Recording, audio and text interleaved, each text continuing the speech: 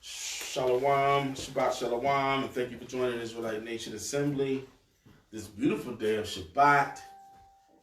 Thank you for joining us. Did something come up? Is something up? No. Okay, all right. So we've done our prayer. We had a little discussion. We did a law reading. It was very good. Answered some questions. Weird questions. No, we had some questions. And now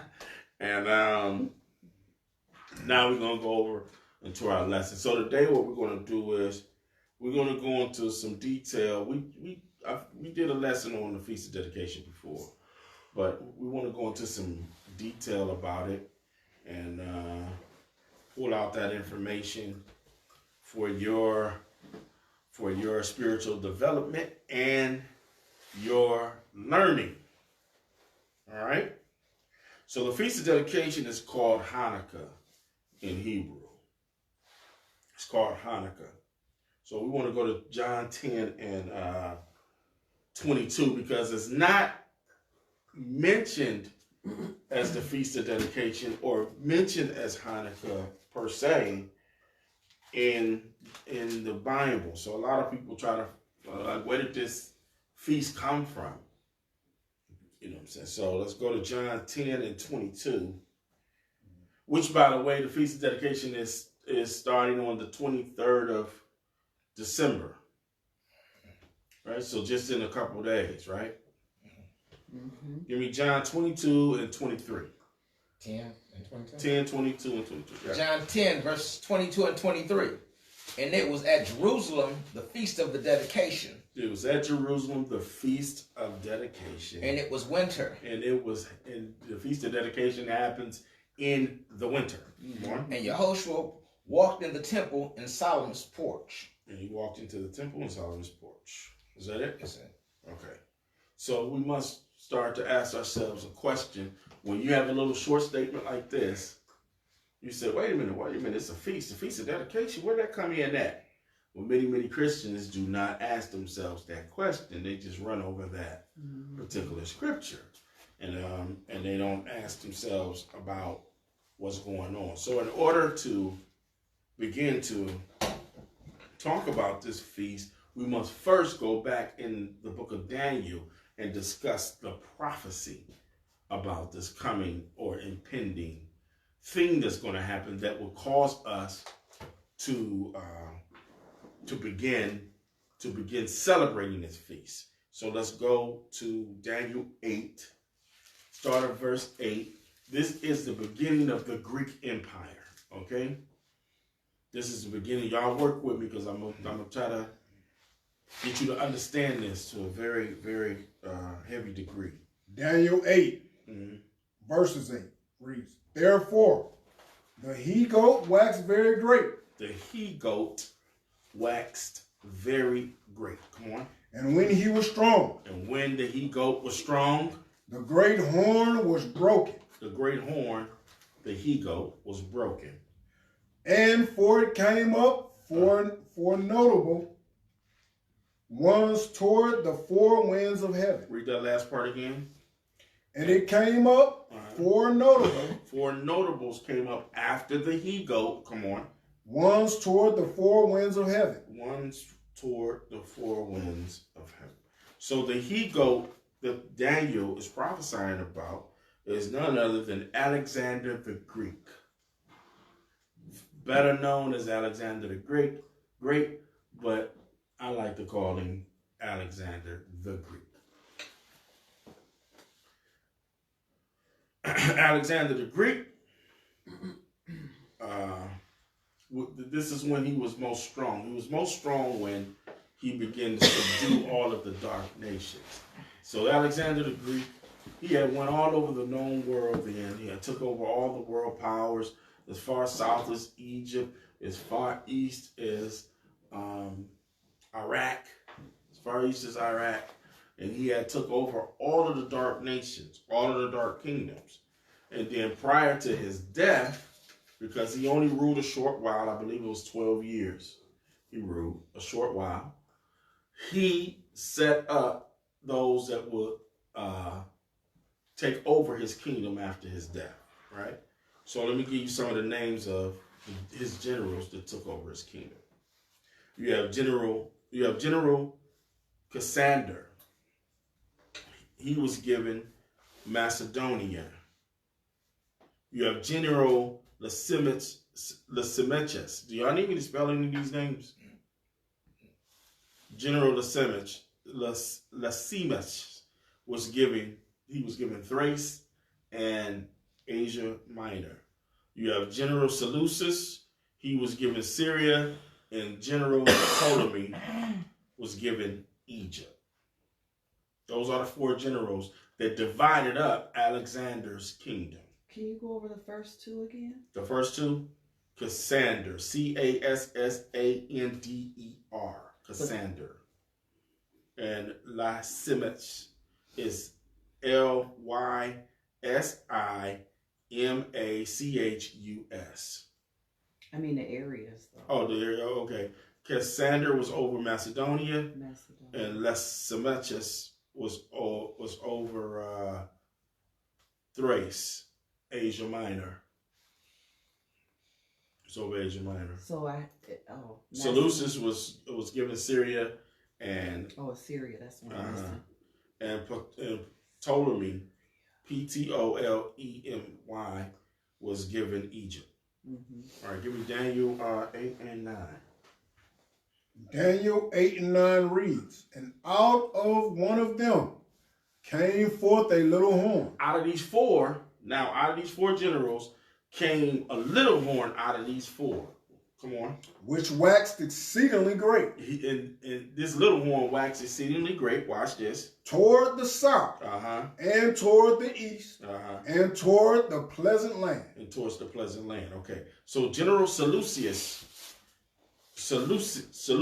came forth, his son Antiochus. Out of General Seleucus came Antiochus. Antiochus, who became exceedingly great. That's that little horn that Daniel was talking about in verse 9 here. He became exceedingly great, and he ruled even all the way down to Egypt. Towards the south is even all the way down towards Egypt. The pleasant land, of course, is Israel. The pleasant land is Israel. All right. Okay. So Antiochus, that came out of Seleucus, he even took over the provinces where the other generals ruled. He took over those lands. All right. Give me Daniel. Let's go to Daniel 11 right quick. Daniel 11, start at verse 5. Daniel 11, verse 5. And the king of the south shall be strong, and one of his princes, and he shall be strong above him, and have dominion. His dominion shall be a great dominion. His dominion shall be a great dominion. Give me 1 Maccabees 1 and 16 real fast, and we're going to go back to Daniel. His dominion shall be a great dominion. He took over. Antiochus took over.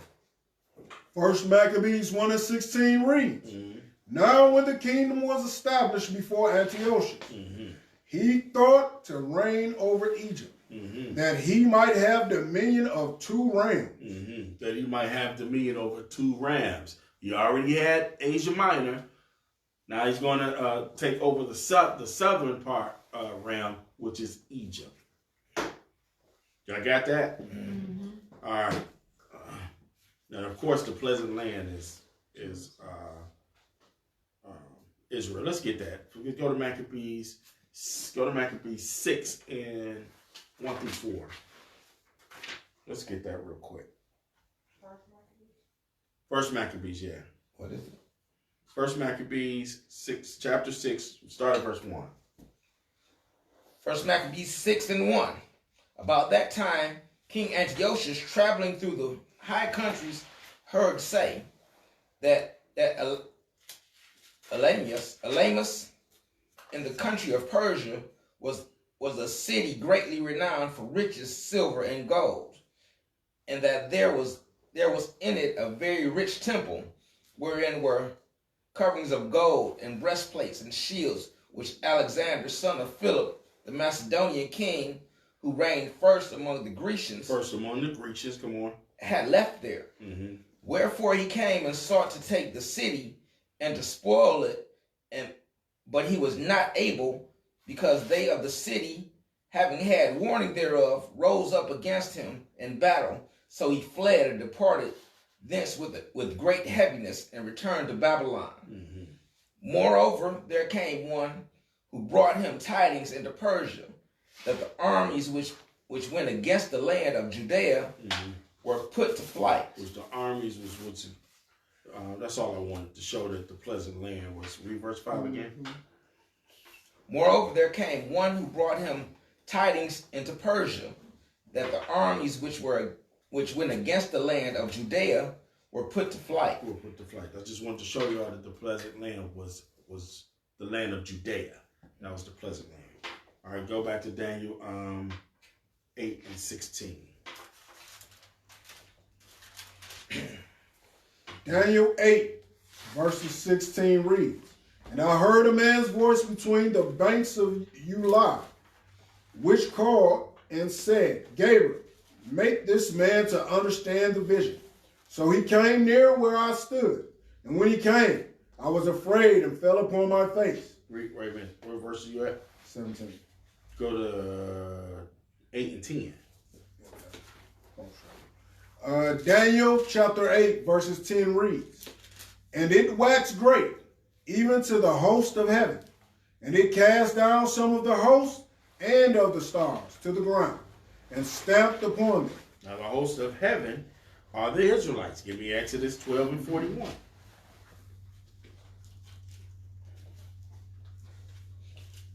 We're gonna work it down. It's gonna come together in a minute. Exodus 12 and 41. And it came to pass at the end of the 430 years, even the selfsame day, it came to pass that all the hosts of the Most High went out from the land of Egypt. That all of the hosts of the Most High went out from the land of Egypt. So the Bible has called Israel what? The host of the Most High. Go back to Daniel 8 and 10. Daniel 8 and 10 reads, And it waxed great, even to the host of heaven, and it cast down some of the host and of the stars to the ground, and stamped upon them. Come on. Yeah, he magnified himself, even to the prince of the host. And by him the daily sacrifice was taken away, and the place of his sanctuary was cast down. Read verse 11 again. This is very, very important, because y'all know we read prophecy, right? We are reading prophecy. This hadn't happened yet. This Daniel was talking about what he sees was going to happen. Read verse 11 again. Verse 11. Yeah, he magnified himself, even to the Who magnified himself? Antiochus. Antiochus, the man we're reading about. He magnified himself. Come on. even to the prince of the host. And by him the daily sacrifice was taken away, and the place of his sanctuary was cast down. He took away the daily sacrifice. He took away the daily sacrifice. Give me 1 Maccabees. Give me 1 Maccabees 1 and 44.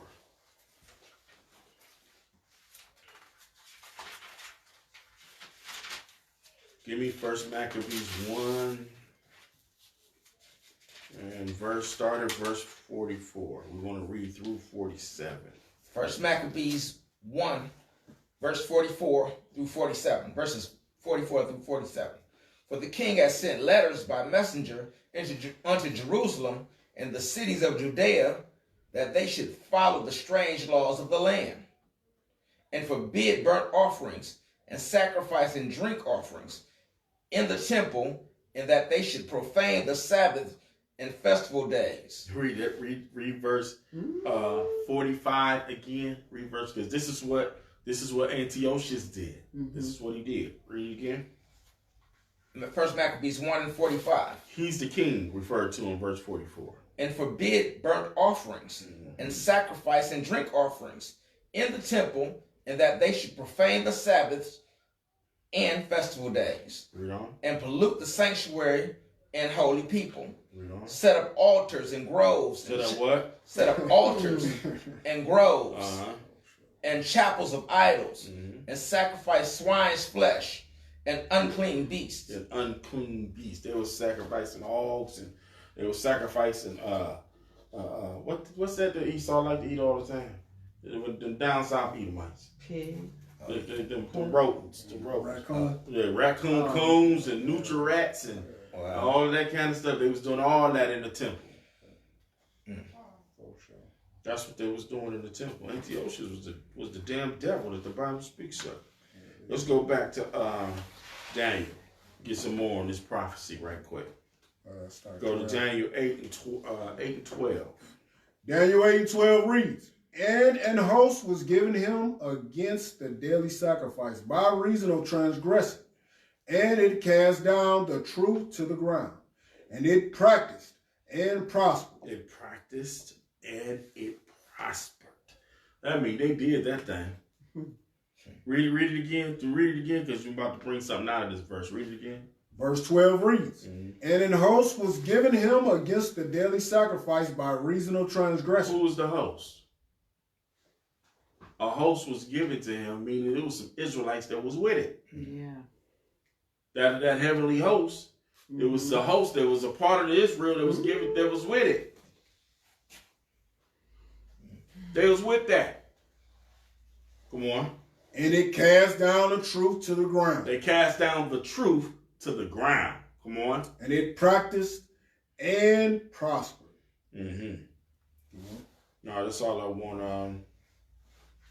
The host that was given to Antiochus was the disobedient Israelites who rebelled against Yah's laws of sacrifice for mercy by reason of their desire to sin. Give me the precept, Psalms 119, verses 151. You can precept that statement. Psalms 119, verse 151. Psalms 119, verse 151. "Thou art near, O Master, and all thy commandments are truth. Concerning thy testimonies, I have known of old that thou hast founded them forever." Yeah, maybe that's not the one I want. Read it again. 51. 50-52. "Concerning thy testimonies, I have known of old that thou hast founded them forever." No, that's not the one. That's not the one I wanted. Let's go back to Daniel. Let's go back to Daniel 8 and what was I at? 8 and 12. Yeah. Let's go back to 8 and 12. Daniel 8 and 12 reads, "And a host was given to him against the daily sacrifice by reason of transgression, and it cast down the truth to the ground, Come on. and it practiced and prospered." That was it. Yeah. All right. I do have it right here in my notes, but I must have wrote it wrong because that's not the scripture that I want. It's in Psalms, but that's not the one I want. All right. Let's go to Daniel 13. One more verse. We're gonna continue on Daniel. Daniel 13. 8 and 13. Yep, 8 and 13. My fault. You got it, Aaron? Yes, sir. "Then I heard one saint speaking, and another saint said unto the certain saint which spake, How long shall be the vision concerning the daily sacrifice and the transgression of desolation?" The transgression of desolation. Come on. "To give both the sanctuary and the host to be trodden underfoot." To give both the sanctuary. So the question is, one saint is asking the other, how long is this going to be? How long is the sacrifices is going to be defiled, or the temple is going to be defiled, or sanctuary is going to be defiled? How long is this going to be? How long is the translation? It's commonly called the desolation, the transgression of desolation. Let's go to First Maccabees 137. First Maccabees 1, first chapter, 37 verse. First Maccabees 1 and 37. Yep. First Maccabees 1 and 37. "Thus they shed innocent blood on every side of the sanctuary and defiled it, insomuch that the inhabitants of Jerusalem fled because of them. Whereupon the city was made a habitation of strangers and became strange to those that were born in her. It became strange to the ones that were born in her. Come on. And her own children left her. And her own children left there, meaning there wasn't many Israelites up in there, were strangers. There was a lot of different other nationalities that came into our land. Her sanctuary. All right, that's all I wanted. Oh, okay. Let's go back to Daniel 8 and 14.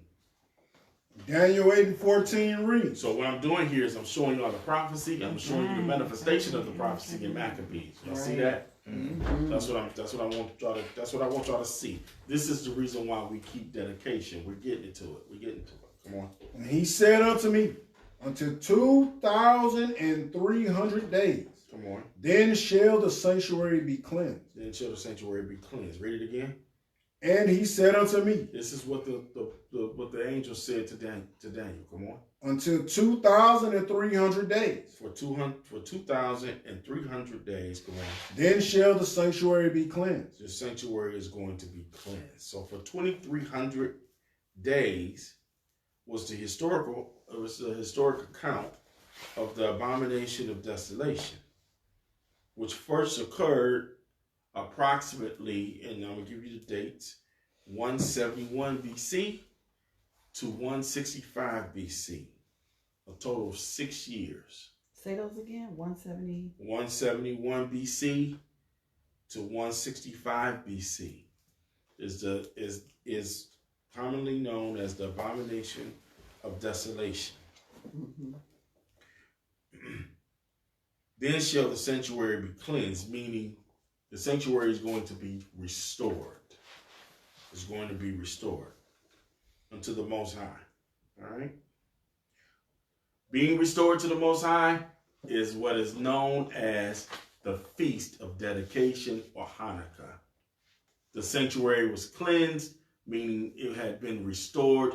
When it became restored, this implemented the Feast of Dedication. This is what implemented the Feast of Dedication. All right, let's go back to Daniel, but I want to Daniel 11 and 31. Daniel 11, verse 31. An arm shall stand on his part, and they shall pollute the sanctuary of strength, and shall take away the daily sacrifice, and they shall place the abomination that maketh desolate. The abomination of desolation for 2,300 days. All right? And the power shall stand on Antiochus' part, and the Greeks shall pollute the Greeks, which polluted the Most High sanctuary and Yah's laws of sacrifice for sins. And they shall place in the sanctuary idols and sacrifice pigs and make all that love the law, that love and fear the Most High flee, and make all of Jerusalem desolate. This is what Antiochus and the Greeks did. This is what they did. All right, give me Daniel 11 and 32. Daniel 11 and 32. And such as do wickedly against the covenant shall he corrupt by flatteries. But the people that do know their Yah shall be strong and do exploits. To do exploits mean to do what? What do you think it means knowing to do exploits? Find a way to get around. To do what? Get around. To do exploits means to get around. Find a way to get around something. Oh, to find the way to get around something.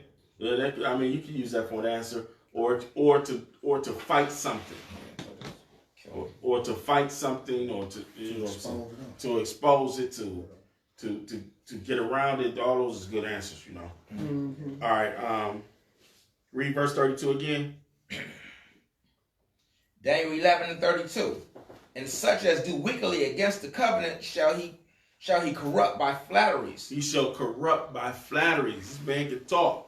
Come on. But the people that know Yah shall be strong. They shall be strong. The people that know Yah shall be strong. We ain't falling for that. No. And do exploits. And do exploits. Exploits mean we're going to fight. Mm-hmm. Now let me put a pin in that, and let me go here for a moment. I've publicly spoken about it, about this supposed Israelite connection to whatever happened in New Jersey, which is a bunch of garbage and a bunch of mess.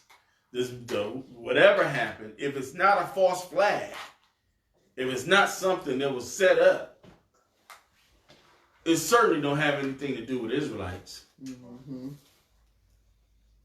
Because we do not believe, no Israelite group that I have ever heard of, and I've been in this truth for years, I've never heard any Israelite group say that they want to do something to any group of people physically.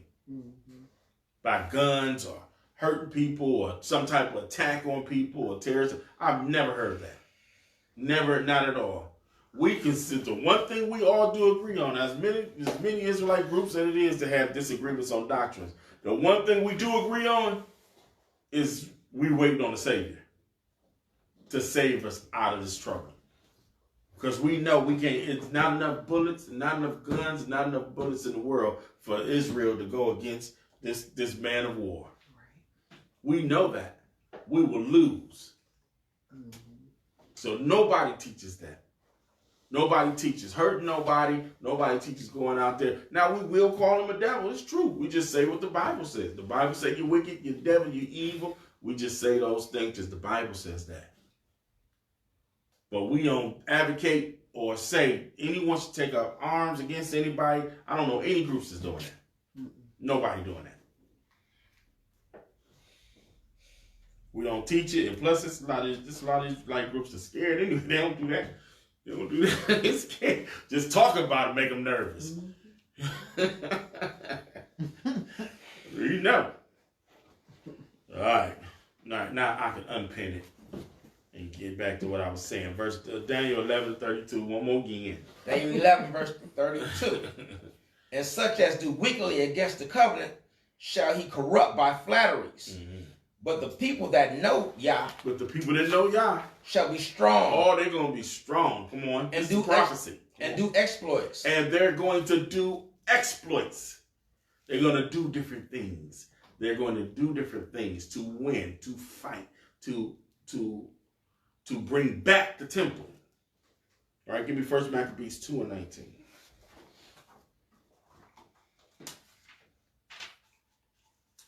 Because the exploits that they did was to smoke sinful men and to pour down pagan altars. Give me 1 Maccabees 2:19. 1 Maccabees 2:19 reads, Then Matthias answered and spake with a loud voice, Though all the nations that are under the king's dominion obey him, and fall away every one from the religion of their father. Read that again. Read it again, because this is the mindset that we are teaching our people today to have. The same mindset. Yeah. When it comes to Christmas, you don't celebrate Christmas. You got people that's been telling me all week, different ones, on how people try to get them to celebrate Christmas in a slick way. Trying to get me to do it. No. But this is what we need to have right here. Read it again. Then Matthias answered and spake with a loud voice. Though all the nations that are under the king's dominion obey him, and fall away every one from their religion of their fathers. Read. And give consent to his commandments. You give consent to his commandments. Read on. Yet will I and my sons and my brethren walk in the covenant of our Father. Read verse 20 again. Read it strong. Right. Yet will I and my sons and my brethren. Me, my sons, and my brothers. Come on. Walk in the covenant of our Father. We're going to walk in the covenant of our fathers. Yah forbid that we shall forsake the law and the ordinance. Come on. We will not hearken to the king's words. We ain't listening to what the king is saying. Antiochus, the hell with you. We ain't listening to you. Come on. To go from our religion, either on the right hand or the left. Come on. Now when he had left speaking these words, there came one of the Jews in the sight of all to sacrifice on the altar. Watch this, come on. Which was at Modin, according to the king's commandment. So this Jew, he was one of those hosts that has agreed with the king. Right. He was an Israelite that agreed with the king, right? Come on. Which thing when Matthias saw. When he seen him sacrificing a pig on the altar of the Most High. Come on. Was inflamed with zeal. Read it again. Was inflamed with zeal. When I see you eating that pork chop, I'm inflamed with zeal. Read on. And his reins trembled. His what? His reins trembled. He starts shaking. Neither Trembling when he seen this. Come on. Neither could he forbear to show his anger according to judgment. Mm-hmm. Wherefore, What did he do? he ran and slew him upon the altar. He killed him. You want to keep putting up Christmas trees? He went up there and killed him. Don't nobody do that. We just talking about the history of this, right? Don't nobody go out there and kill nobody. All right? Read it again. Keep on reading. I want to read it down to verse 30. Yeah, judgment is coming though. Mm-hmm. Also, the king's commissioner, who compelled men to sacrifice, he killed at that time. He killed the king's commissioner was right there too, the one that was telling him to do. He killed him too. Now, you know he's the man to carry the king's word, right? He killed the Israelite that was sacrificing, and he killed the king's dude too. But Matthias was not playing with them. The scripture said he trembled when he seen him sacrificing on the altar. He trembled. That's how mad. You know how mad you got to be trembling. You know how upset you are to be shaken, uncontrollably shaken. For sure, he was boiling. He was boiling hot. He was hot. Yeah, he was in that pressure cooker right there. He said neither could he forbear to show his anger. He couldn't stop it. He couldn't stop it. He ran like. He couldn't help himself. Read on. It's the next thing. And the altar was pulled down. Uh-huh. Thus dealt he zealously for the law of Yah, like as Phoenice did unto Zambri, the son of Salem. Keep on. Yeah, keep going. And Matthias cried throughout the city with a loud voice, saying, whosoever is zealous of the law, Whoever is on your side, come on. and maintaineth the covenant, let him follow me. Come on over here with me. Let's go. We rolling. We rolling. Y'all love Yah. Y'all keep this Yah's law. Come on with me. Come on. So he and his sons fled into the mountains and left all that ever they had in the city. Everything they own, they left. Come on. Then many that sought after justice and judgment went down into the wilderness to dwell there, both they and their children and their wives and their cattle, because afflictions increased sore upon them. All right. Because the afflictions, because they wanted, they said the law's done away with. You Christians better understand. This Antiochus said that too. There is no more law. Law is done away with. That's why when we get to Maccabees, the 6th chapter, it said that he was killing women that just tried to circumcise their children. There is no more Jews. That's what Antiochus was saying. There's no more Jews. No more Israelites. We are one people. Under me, I'm God. That's what this this Edomite was saying. Yeah.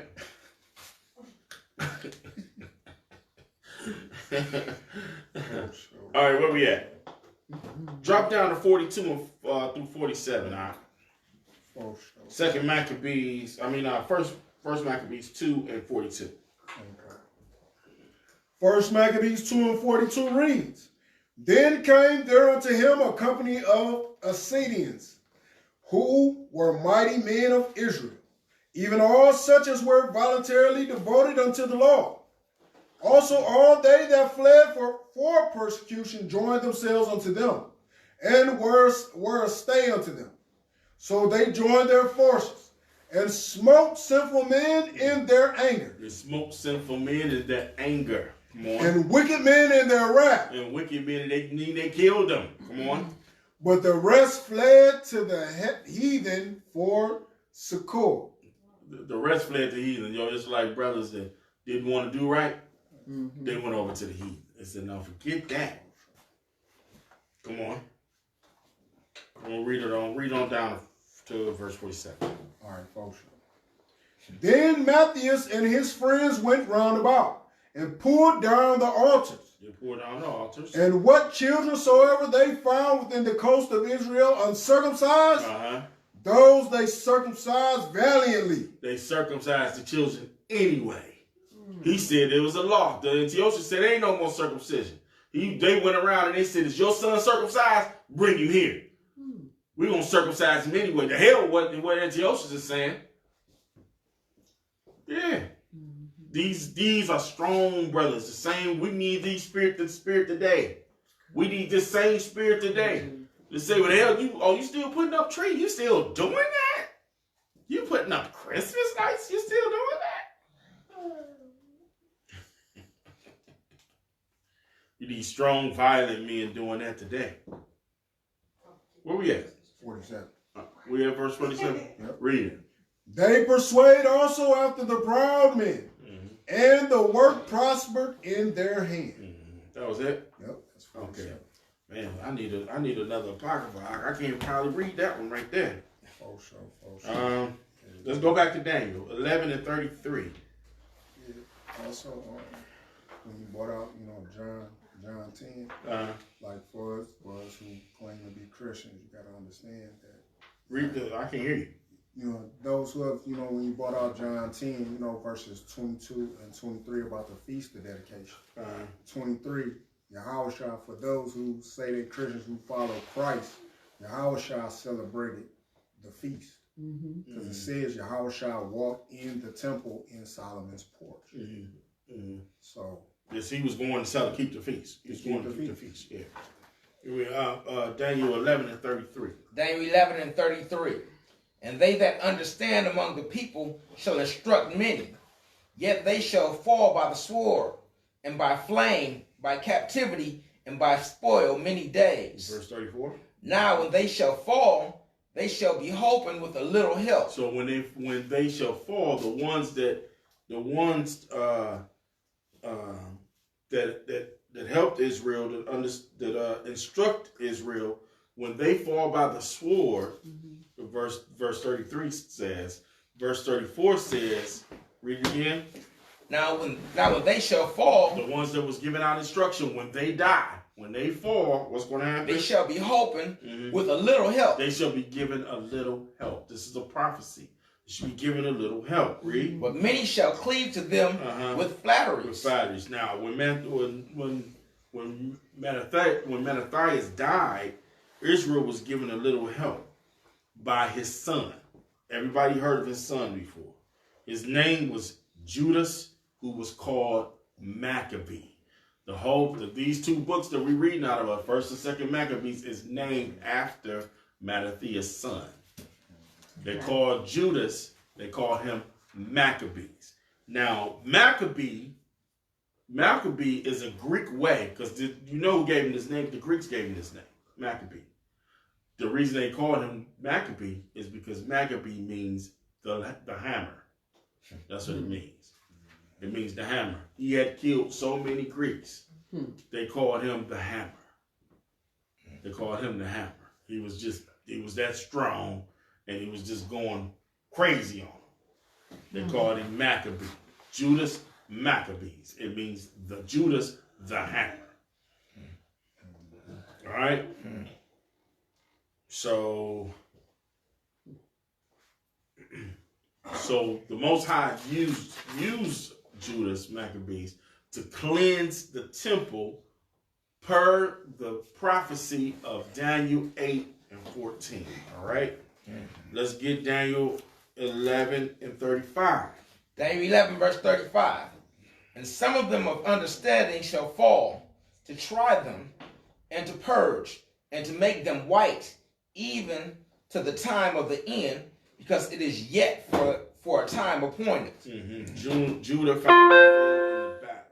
Judah finally died, and so did each one of his brothers. Give me Daniel 11 and 36. Daniel 11 verse 36. And the king shall do according to his will, and he shall exalt himself. The king Antiochus exalted himself. Come on. And magnify himself above every god. He exalted himself and magnified himself above every idol god. Read on. And shall speak marvelous things against the God of God, Yah. And shall prosper till the indignation be accomplished. Come on. For that is determined shall be done. For that is determined it shall be done. King Antiochus shall do according to his own will and exalt himself and magnify himself above every god. Hence he took the name Epiphanes, meaning God manifested on earth. So Antiochus renamed himself Epiphanes. Epiphanes, meaning God is manifested on earth. He self-proclaimed himself God on earth. That's what the wicked heathen Greek Idumean. Can you do me a favor? Can you spell Antiochus? Antiochus is Antiochus. And the Epiphany name? Epiphany is Epiphanes.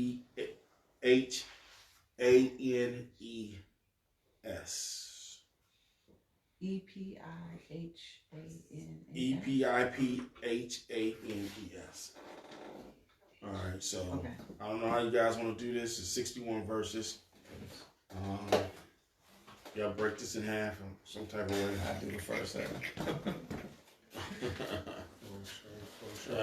So we want to go to First Maccabees. Start at 4. Yes, sir. Start at verse 4. No. We want First Maccabees chapter 4. We want verses 1 through 61. I gotta look at it on here because I can't read it out of my Bible. It's so small. It is Get the tiny. last 30. Yeah, come on with it. Okay. First Maccabees 4, 1 through 30. Then took Gorgias 5,000 footmen and 1,000 of the best horsemen, and removed out of the camp by night, to the end he might rush in upon the camp of the Jews and smite them suddenly. And the men of the fortress were his guides. Now when Judas heard thereof, he himself removed, and the valiant men with him, that they might smite the king's army, which was at Emmaus, while as yet the forces were dispersed from the camp. In the mean season came Gorgias by night into the camp of Judas. And when he found no man there, he sought them in the mountains, for said he, these fellows flee from us. But as soon as it was day, Judas showed himself in the plain with 3,000 men, who nevertheless had neither armor nor swords to their mind. And they saw the camp of the heathen, that it was strong and well harnessed, and compassed round about with horsemen, and these were expert of war. Then said Judas to the men that were with him, fear ye not their multitude, neither be ye afraid of their assault. Remember how our fathers were delivered in the Red Sea, when Pharaoh pursued them with an army. Now therefore let us cry unto heaven, if peradventure the Most High will have mercy upon us, and remember the covenant of our fathers, and destroy this host before our face this day, that so all the heathen may know that there is one who delivereth and saveth Israel. Then the strangers lifted up their eyes, and saw them coming over against them. Wherefore they went out of the camp to battle, but they that were with Judas sounded their trumpets. So they joined battle, and the heathen, being discomfited, fled into the plains.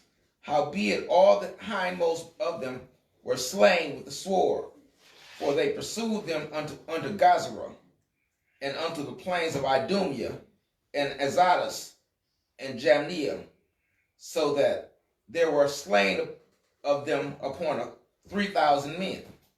This done, Judas returned again with his host from pursuing them, and said to the people, "Be not greedy of the spoil, inasmuch as there is a battle for us to do. As Georgius and his hosts are hereby us in the mountains, but stand ye now against our enemies and overcome them, and after this ye may boldly take the spoils." And Judas was yet speaking these words, there appeared a part of them looking out of the mountain, who, when they perceived that the Jews had put their host to flight and were burning the tents, for the smoke that was seen declared what was done. When therefore they perceived these things, they were sore afraid, and seeing also the host of Judas in the plain ready to fight, they fled every one into the land of strangers. Then Judas returned to spoil the tents, where they got much gold and silver and blue silk and purple of the sea and great riches. After this they went home and sung a song of thanksgiving and praised the Most High in heaven, because it is good, because his mercy endureth forever. Thus Israel had a great deliverance that day. Now all the strangers that had escaped came and told Lysias what had happened, who, when he heard thereof, was confounded and discouraged, because neither such thing as he would were done unto Israel, nor such things as the king commanded him were come to pass. The next year, therefore, following Lysias, gathered together 70,000 choice men afoot, and 5,000 horsemen, that he might subdue them. So they came into Idumea and pitched their tents, and Bethshura and Judas met them with 10,000 men.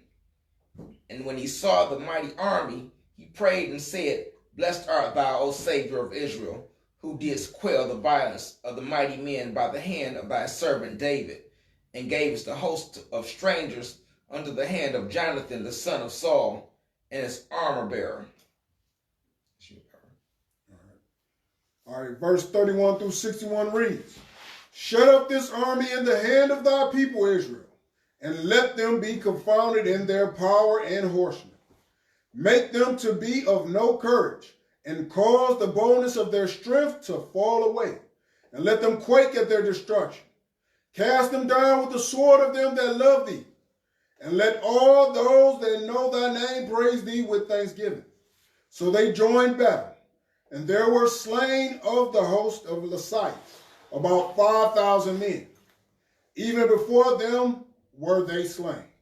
Now when Lysias saw his army put to flight, and the manliness of Judas' soldiers. Read it again. Wow. Read 35 again. Now when Lysias saw his army put to flight. He put his army to flight. And the manliness of Judas's soldiers. And the manliness of Judas.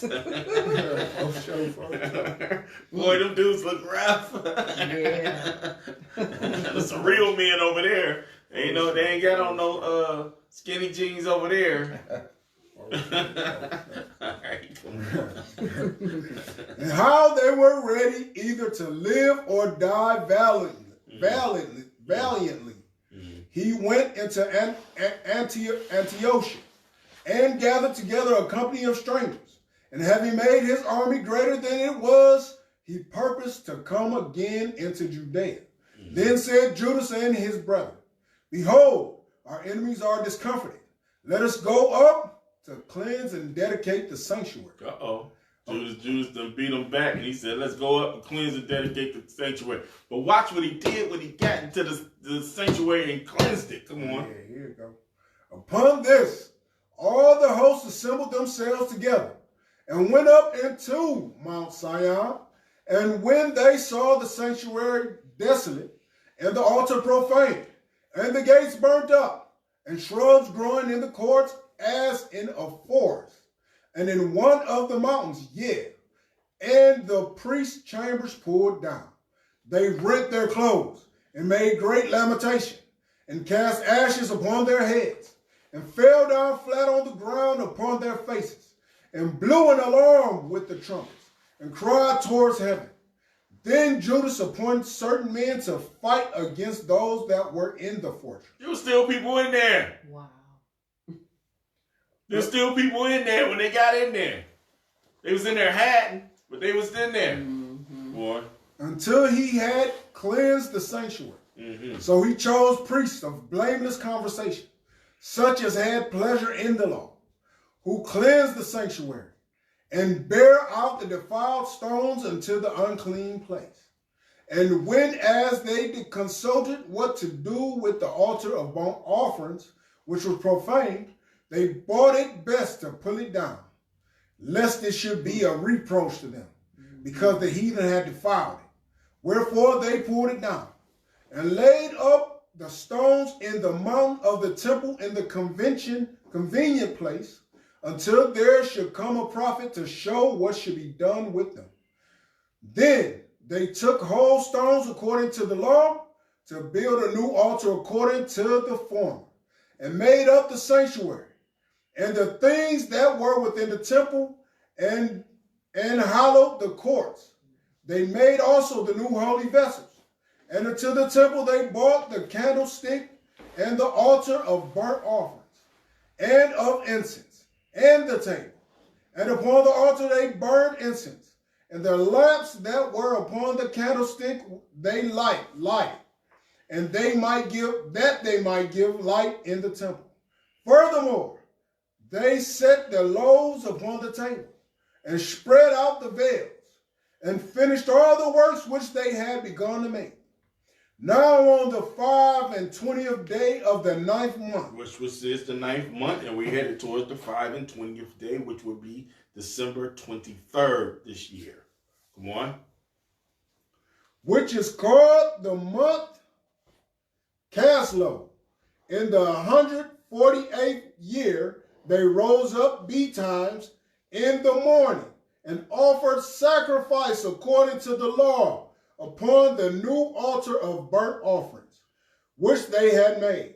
Look at what time and what day the heathen had profaned it. Even in that was it dedicated with songs and citherns and harps and cymbals. Then all the people fell upon their faces, worshiping and praises the power of heaven, who had given them good success.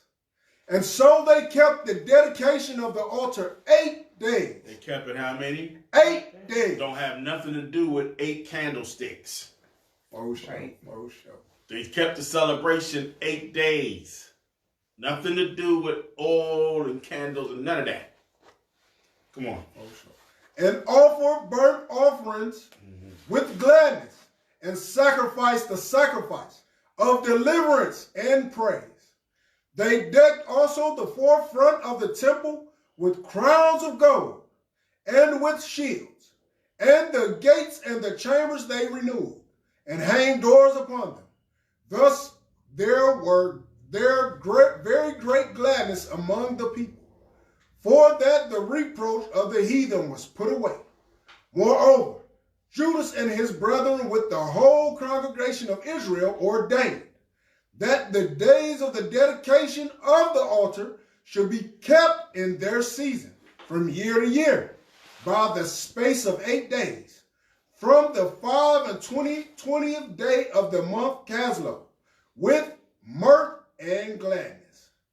At that time also they built up the Mount Zion with high walls and strong towers around about, lest the Gentiles should come and tread it down, as they had done before. And they set there a garrison to keep it, and fortified Bethshur to preserve it, that the people might have a defense against Idumea. Those was our main enemies, the Idumeans, the Edomites. Nothing changed. Nothing has changed. It's the same thing. Same enemy, same old enemy. All right, so these are the reasons why the scripture right here is the reason why we keep the Feast of Dedication. We keep it in the month of Caslu, the 25th day of our Hebraic calendar, which this year falls on December 23rd. And we go from December 23rd to December 31st. Or is it 31st? Yeah. No, it's the 23rd. 8 days later is the 30th. 7 days later is the 30th. 8 days is the 31st. Right? No, Yeah. it's the 30th. It gotta be at this. Yeah. I'm not mistaken. Yeah. All Alright, so- I'll be lost. Yeah, so we know when we're observing, so everybody remember to on the 23rd to pray.